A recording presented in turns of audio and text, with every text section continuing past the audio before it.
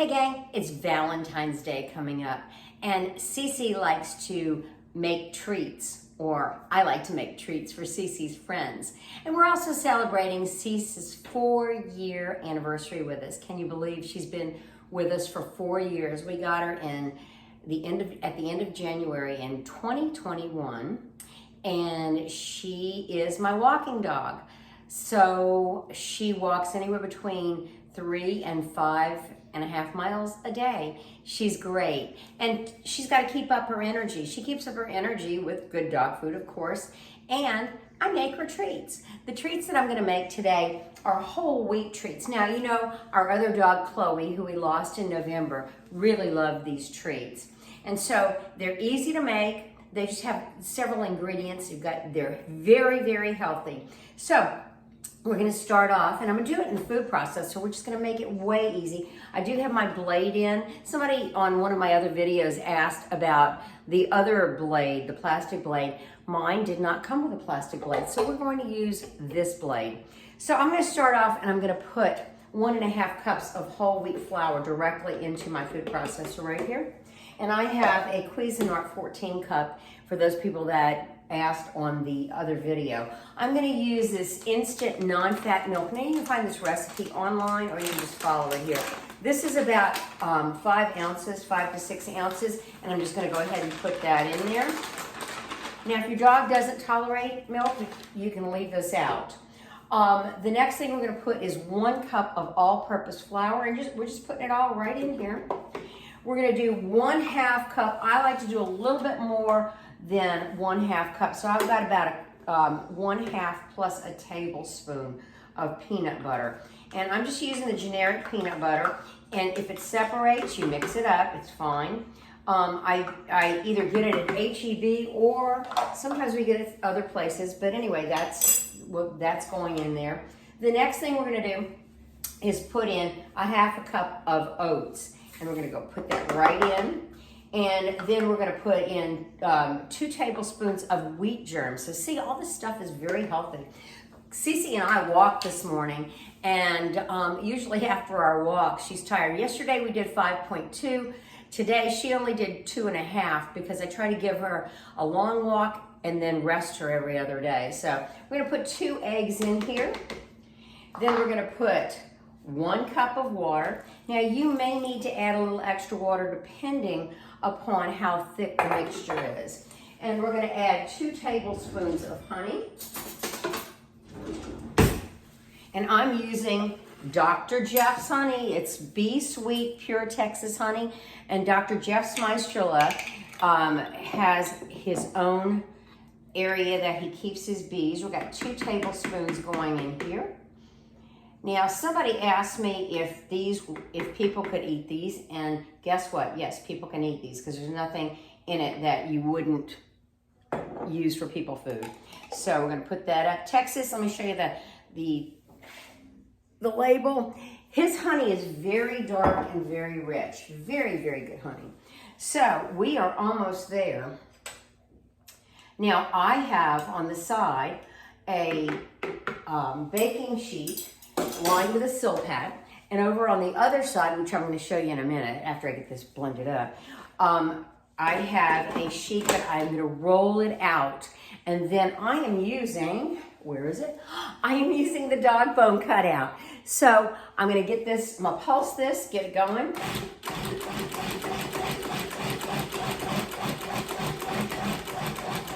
All right, now we've got it pulse, we're going to let it run for a second.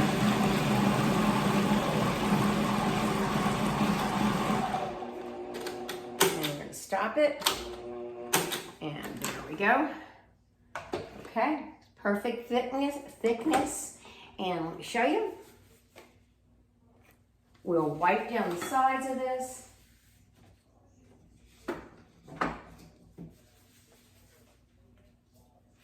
There we go. And after I roll it out, I'll be right back so you can see that part. We're back. Now, I've taken the dough out of the food processor. It was very thick and very heavy. You can also do it in your KitchenAid mixer. if you didn't want to use your food processor. I would not suggest doing this in anything less than a 14 cup. So a 14, 16 cup food processor is the best way to go. So the dough is very sticky. So what I did is I took another half cup of flour and spread it out over my working area.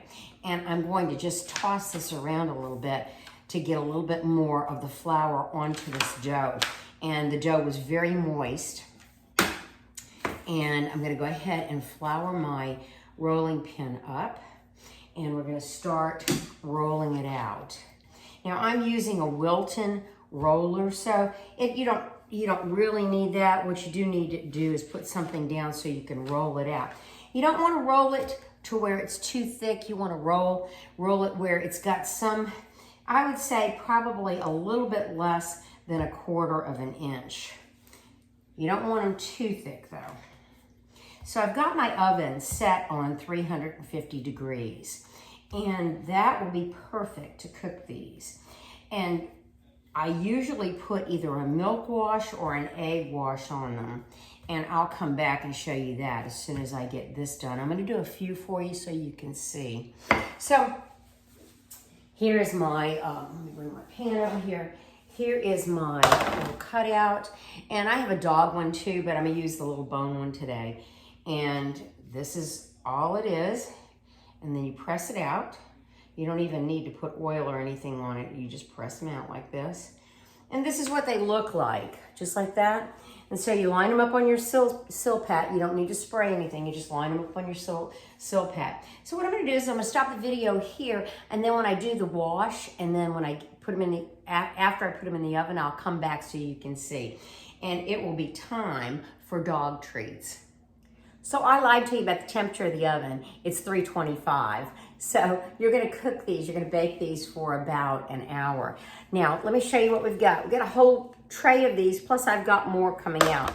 I did half and half, so half milk and half water. Now, eggs are so expensive, I wasn't gonna waste a whole egg just to get the white, so I'm gonna use the milk wash. And I'm gonna brush this over the dog bones here.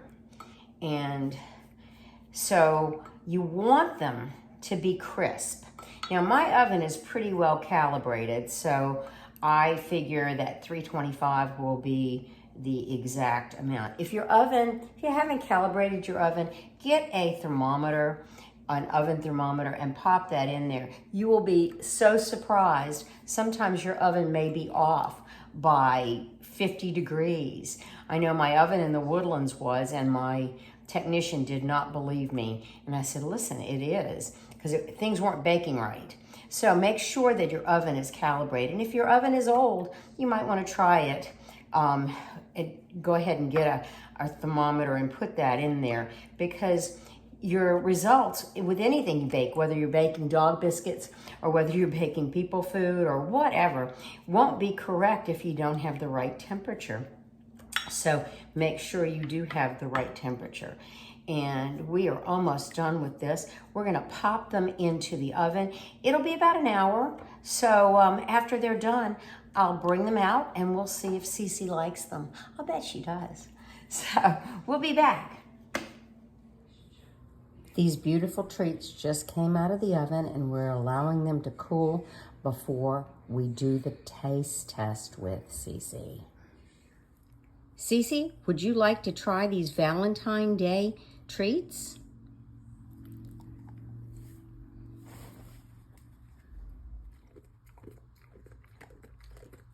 Cece, is it good?